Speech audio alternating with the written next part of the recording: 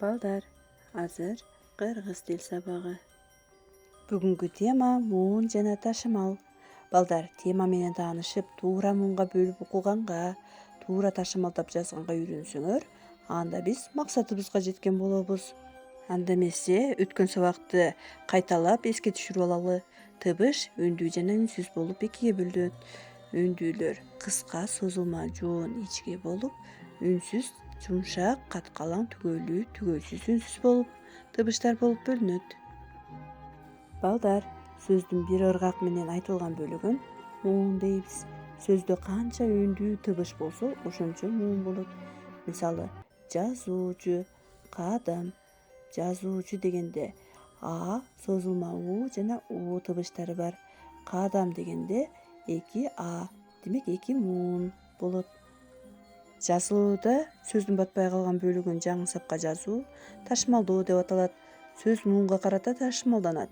Мисалы, Айдаnek жайлоодо эжесине жардам берет. Анда эмесе дептерибизди ачып, 7-айнын 2-си тема муун жана ташымал деп жазгыла. Биринчи көнүгүүдө текстти окуп, түшүнүгүңөрдү айтып бергиле. Акыркы сүйлөмдү муунга бөлүп жазгыла. Айтматовдун биринчи мугалим, Жамиля Аккеме, Эрте келген турналар, Гүлсарат жана башка чыгармалары дүйнө элдеринин көптөгөн тилдерине которулган. Балдар, силер да муунга ажыратып, меники менен салыштыргыла. Экинчи көнүгүүдө суроолорго жооп берип, аны дептерге жазасыңар. Туура, сулуу, таза кылып жазуу силердин милдетиңер, балдар. Балдар, муундун ачык муун, жабык муун, туюк муун деген 3 түрү бар. Ачык муун жалаң гана үндүү тыбыштан турат же үнсүз менен башталып, үндүү менен аяктайт. Мисалы, апа, ата, эже, ката, мына ушул сыяктуу. Жабык муун үндүү менен башталып, үнсүз тыбыш менен бүтөт. Мисалы, ат, от, эт. Ал эми туюк муун үнсүз менен башталып, үнсүз менен аяктайт. Мисалы, мектеп, китеп. 4-көнүгүүдө тексттин 4-сүйлөмүндөгү сөздөрдү муунга ажыраткыла, муундун түрүн аныктагыла дептир. Анда эмесе 4-сүйлөмү анын гезитчи Дзюдо аттуу эң биринчи аңгемеси 1952-жылы жарык көргөн. Бул жерде ачык муун гезитчи, биринчи, аңгемеси, жылы, аттуу деген сөздөр. Ал эми жабык муунда анын эң, туюк муунда жарык көргөн.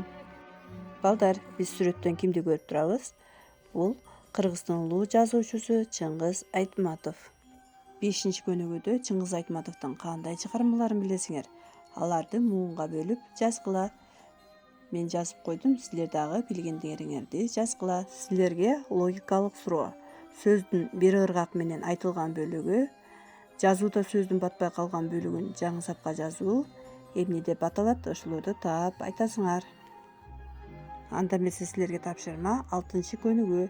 Чыңгыз Айтматовдун чыгармалары тууралуу китепче жасагыла.